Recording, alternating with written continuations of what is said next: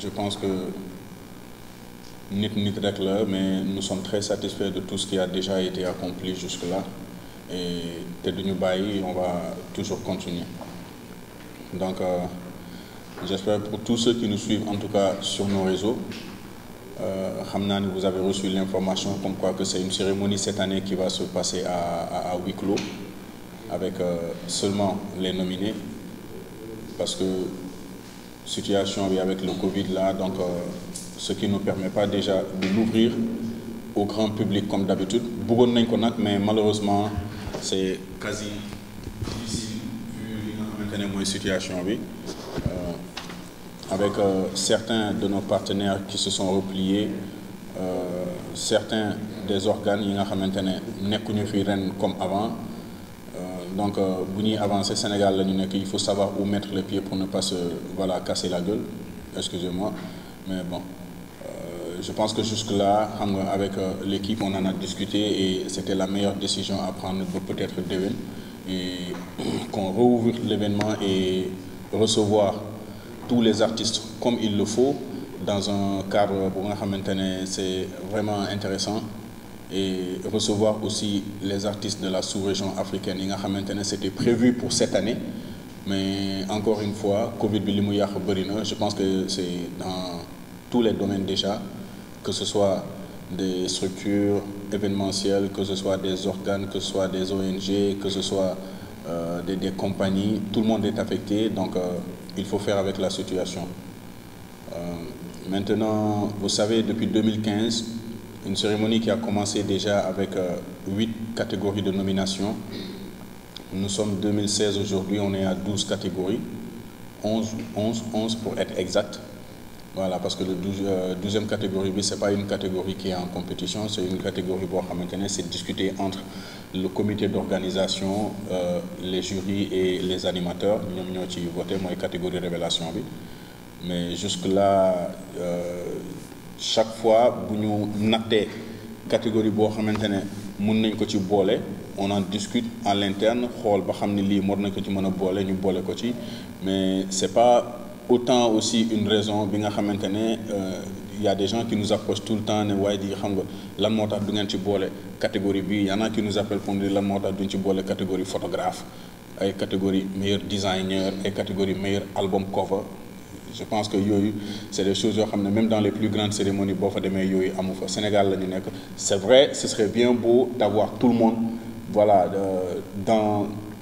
dans la compétition, parce que bon, dans la cérémonie, une cérémonie, en fait, c'est la nuit de l'excellence. C'est la nuit où on célèbre l'excellence, où on met la lumière sur tout ce qui est beau travail qui a été accompli courant l'année. Peut-être chez les artistes, c'est une compétition, mais interne. C'est-à-dire que ça doit rester une compétition saine. Voilà, parce que comme je dis tout le temps, Galsen Hip Hop Awards ne peut pas démarrer la carrière de qui que ce soit.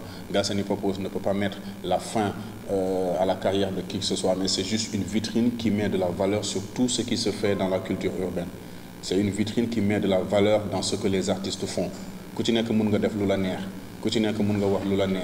Mais après, il y a une plateforme il nous faut ces genres de cérémonies pour pouvoir permettre à l'artiste d'accéder à ce niveau-là. Voilà, donc voilà pourquoi le Galsen Hip Hop est là. Parce que tout de même, il faut quand même accepter que de la première édition jusqu'à la 6e édition cette année, il y a eu énormément d'évolutions. Et comme je disais tantôt, nous sommes très satisfaits de tout ce qui a déjà été accompli jusque-là. Certes, il y a des choses à revoir, mais ça vient avec le temps. Il y a 2 ou 3 ans, il y a un événement qui assise, il faut que nous sentons peut-être vers la 8e ou 10e édition, parce que chaque année, il y a des choses à revoir. Donc c'est vrai, il n'y a aucune cérémonie qui est parfaite, mais nous savons que nous sommes en train de nous donner en tout cas le maximum de moyens possibles pour essayer de satisfaire le maximum de personnes et de publics possibles. Parce que c'est impossible de satisfaire tout le monde, mais l'essentiel est que les choses se fassent. Et ça, c'est le plus important. D'abord, nous tenons aussi à remercier tous les acteurs culturels qui tournent dans le milieu, qui sont en train de faire du bien.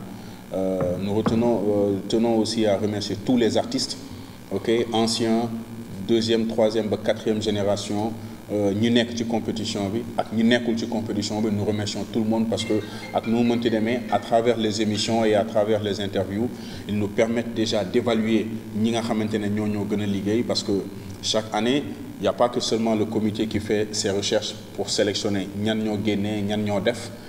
Nous contactons aussi les animateurs ku ci nekk dans ton émission tu nous envoies une liste de li nga jàpp ne moo génn diggante période bi ak période bi. Quand je dis cette période de période bi, c'est-à-dire septembre par exemple cette année, les présélections ont été faites entre tous les produits et tout ce qui a été accompli entre septembre 2019 et septembre 2020.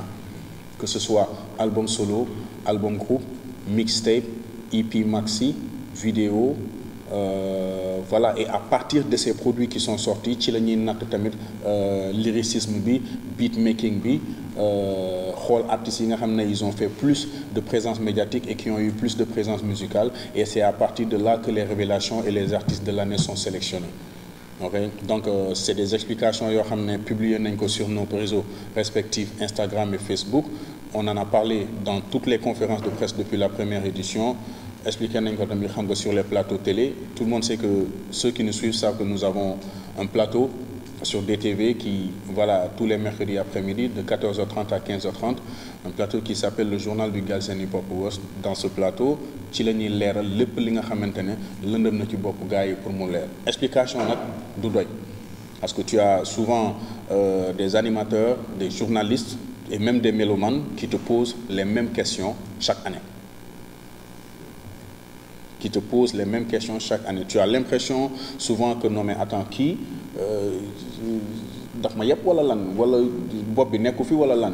C'est pas pour leur manquer de respect, c'est-à-dire c'est souvent quand même embêtant de voilà répondre aux mêmes questions chaque année. Nous sommes la 6e édition.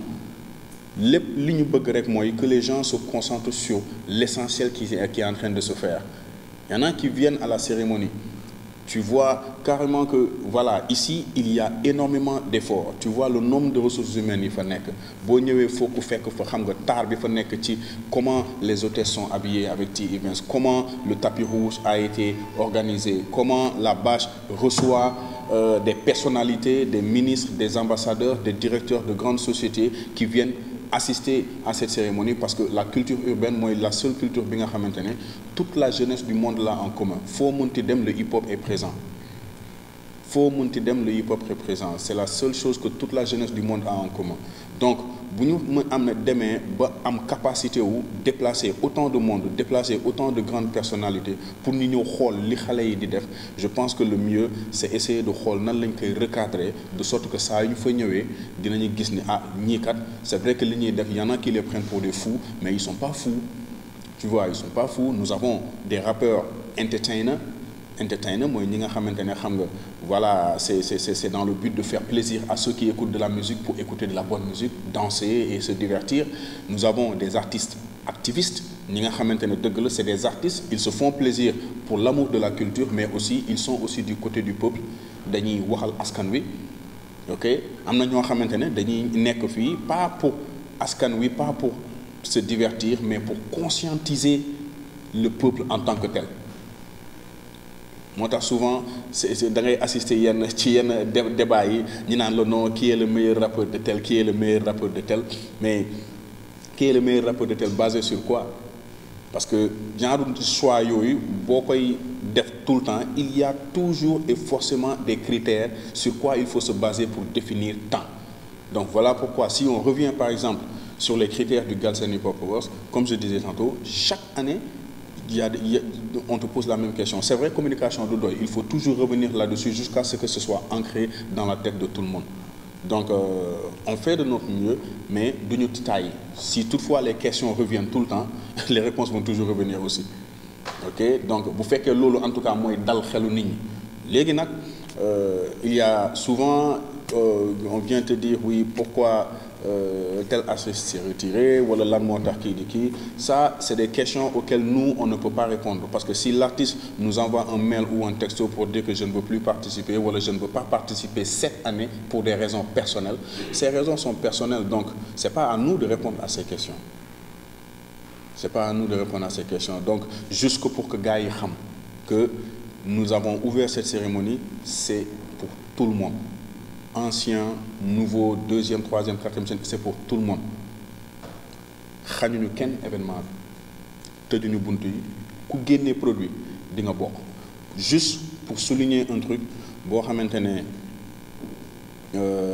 barki démb rek y a un animateur bi ma ko doon laaj pourquoi il y a un artiste qui s'est retiré je ne veux pas dire de nom mais j'espère qu'ils se reconnaîtront, c'est-à-dire pourquoi ces artistes se retirent. Parce qu'il faut aussi comprendre une chose, c'est pas pour le dire méchamment, c'est juste qu'on a des artistes, c'est peut-être la compétition qui les dérange, ils se contentent tout juste de « je suis numéro 1, je suis numéro 1 ».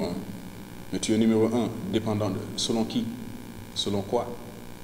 Parce que ni ngay génnewee ce produit ñëpp kontaan ci keneen tamit noonu lay génnewee produit ñëpp kontaan ci ni ngay génnee sa album say fans jënd ko keneen tamit noonu lay génnee album ay fansam jënd ko ni ngay defee sa clip ne mu foog ne moo dàq keneen tamit bu taxaw fi leen sama clip moo dàq.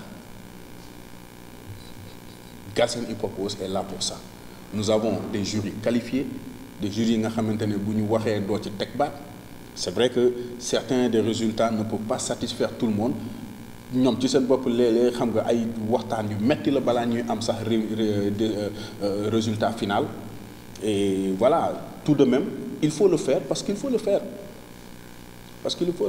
donc les questions qui se posent c'est des questions qui vont toujours se poser parce que c'est ça mooy li nga xamante ne dafa bokk ci riiru Galsen Hip Hop Awards parce que niveau boobu la ñu toll. dafa bokk ci riir bi léegi nag ñu ni génn parce que je ne vois pas un artiste boo xamante ne tu ne pourras jamais dire à un animateur bul teg sama son doo wax télé yi bul teg sama clip doo tere benn chroniqueur bul wax ci man wala bul wax ci sama produit événement bi bu ñëwee nga ne dindi leen ma ci je ne comprends pas mais bon je pense que mooy li ma wax rek xam nga ci dafa bokk ci riir bi et voilà il va certainement arriver à un moment où il faudra forcément participer parce que yaa ko moom say morom yëpp bu ñu fi nekk ba pare te yow nekkoo fi ça n'a pas de sens tes fans veulent te voir le public hip hop veut te voir donc bu gars yi xool ne c'est une structure privée qui l'organise bu gars yi xool ne c'est YD qui l'organise je suis ouvert à toute discussion pour ceux qui me connaissent vraiment je suis ouvert à toute discussion je ne ferme pas la porte je ne suis pas je garde pas de rancœur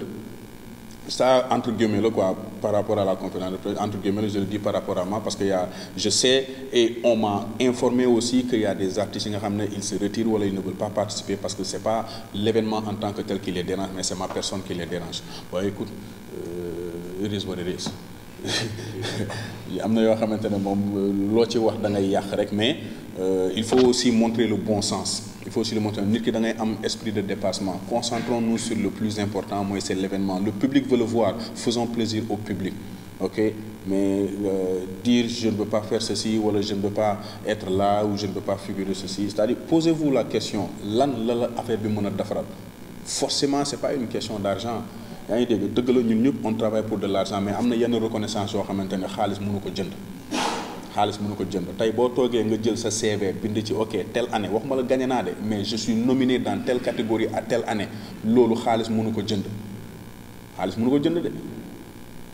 et on le fait chaque année si on décide aujourd'hui de nous ouvrir à la sous-région africaine déwén incha allah kooku c'est juste pour dire que ok parce que jeunes yi léegi ñu ci ëpp on essaie d'être international je pense qu'il faut se poser la question déjà le mot lan mooy international c'est quoi je veux être international posez-vous cette question parce que jeunes yi ñu bëri ñu ngi koy wax léegi man bëggatuma yem Sénégal dama bëgg a génn te pourtant Sénégal fii am na loo xam ne amoo ko